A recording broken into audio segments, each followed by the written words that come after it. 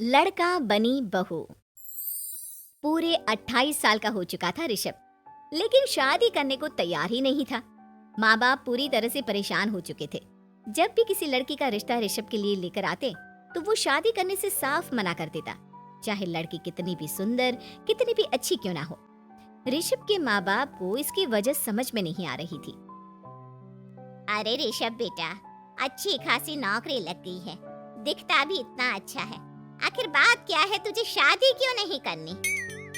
देख, तू हमारा इकलौता बेटा है, अगर तू शादी नहीं करेगा तो कैसे काम चलेगा? लेकिन मैं शादी करना ही नहीं चाहता, मुझे कोई लड़की पसंद नहीं आती। अरे बेटा, अगर कोई लड़की तुझे पसंद हो तो उससे शादी कर ले, हमें कोई एतराज नहीं है। हाँ ऋषभ बेटा, अब देख, तेरी माँ से भी काम नहीं होता। घर में एक बहू आ जाएगी तो कम से कम घर का माहौल भी अच्छा होगा और तेरी माँ को मदद भी मिल जाएगी।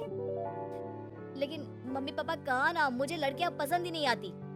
अरे लड़कियां पसंद नहीं आती तो क्या लड़का पसंद आता है? वो तो वक्त आने पर ही पता चलेगा। ऋषभ की बात सुनकर उसके माँ और पापा का सर चकरा जाता है।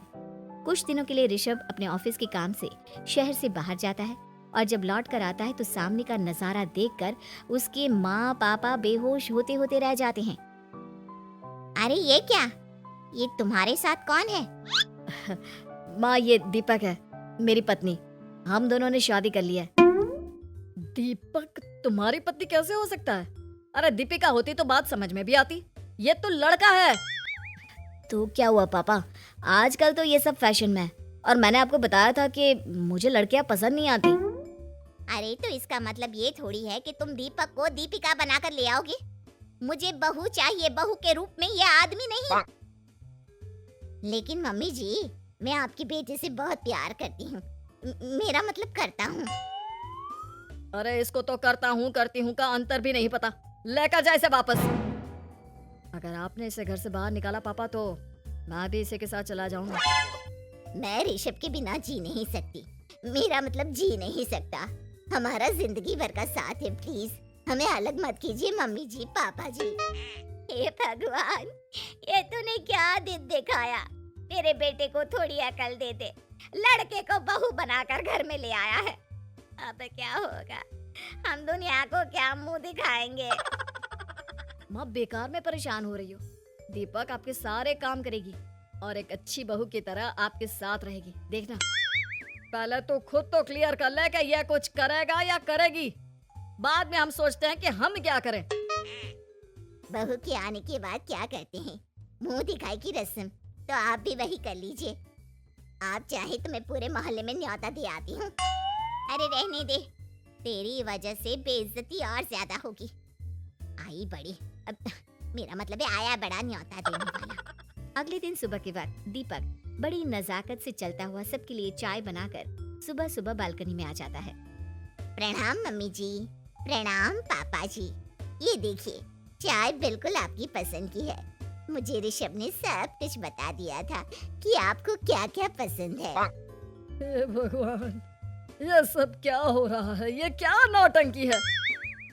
नौटंकी कहाँ है? माँ देखिए तो, मेरा दीपक आपका कितना ख्याल रख रहा है। लाओ, अब जो भी है, जैसे भी है, चाय पियेंगे ही सही। थोड़ी देर के बाद, वैसे दीपक, चाय तो तुमने बहुत अच्छी बनाई है, चलो कुछ तो अच्छा हुआ। अगले दिन, आज सुनते हैं, आज पैरों में बड़ा दर्द हो रहा है, लग रहा है घुटनों में फिर से कुछ न कुछ प्रॉब्लम हो रही है। डॉक्टर ने वो दवाई दी थी, उसकी मालिश करो ना अपने घुटनों पर, आराम मिल जाएगा। वो क्या है ना, खुद के हाथों से ठीक से मालिश नहीं हो पाती। अरे मम्मी जी, आपको परेशान होने की क्या जरूरत है, मैं हूँ ना, लाइए मैं आपके पैरों पर मालिश कर देता हूँ, मेरा मतलब कर देती हूँ। अरे रहने दे, रहने दे, घर में बहू होती तो सेवा करती, यहाँ तो आदमी बहू बनकर बैठा हुआ है। मम्मी जी नाराज मत होइए, एक बार मुझे मौका तो दीजिए आपकी सेवा करने का। अच्छा ठीक है ठीक है, ये ले दवाई लगा दे। दीपक बहुत अच्छे तरीके से घुटनों की मालिश करता है। थोड़ी देर के बाद, इतना आराम मिल रहा है क्या बताऊं, ऐसा लग रहा है मेरे घुटनों में कभी तकलीफ थी ही नहीं। लगता है तुम्हारी लड़का बनी हुई बहू तुम्हें पसंद आने लगी है। ऐसा कुछ भी नहीं है, वो तो बस इतने अच्छे से मालिश की इसलिए मैंने इसकी तारीफ कर दी।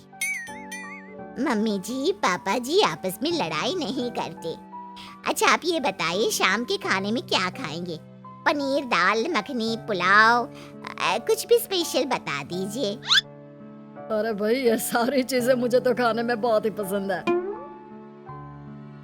तुम क्या कोई औरत हो जो पनीर दाल मखनी बनाओगी? हाँ अरे लड़का हो तो लड़के की तरह बिहेव किया करो ना। भले ही मैं लड़का हूँ तो क्या हुआ, अब तो मैं ऋषभ की पत्नी और आपके घर की बहू हूँ, तो मुझे उसी तरह से रहना पड़ेगा ना। अच्छा ठीक है जो तुम्हें पसंद है बना लो। आदमी रसोई में खाना बनाते हुए कैसे लगते हैं जरा मैं भी तो देखूं। शाम को दीपक सबके लिए अच्छा सा खाना बनाकर डाइनिंग टेबल पर लगा देता है। ऋषभ ऑफिस से जब लौट कर आता है सब लोग खाना खाने के लिए बैठ जाते हैं। अरे वाह क्या गजब का पनीर और दाल मखनी बनाई है, ऐसा जायका तो होटल के खाने में भी नहीं आता। दीपक कितना अच्छा खाना बनाती हो, मेरा मतलब बनाते हो। तुम्हारी इसी अदा की वजह से तो मुझे तुमसे प्यार हो गया। अरे बहुत हो गया, आदमी होकर आदमी से प्यार करते हो।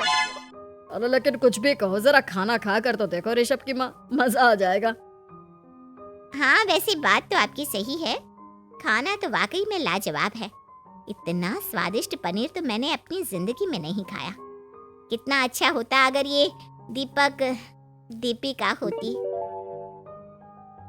और फिर अगली सुबह कुछ ऐसा होता है जिसे देखकर ऋषभ के माँ और पापा ना केवल खुश होते हैं बल्कि हैरानी से उनकी आंखें फटी की फटी रह जाती हैं।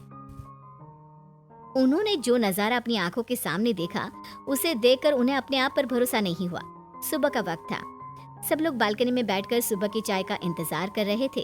तभी रसोई में से एक बहुत ही खूबसूरत लड़की जिसके लंबे लंबे बाल थे और जिसने साड़ी पहनी हुई थी हाथ में चाय की ट्रे लेकर वहां आती है।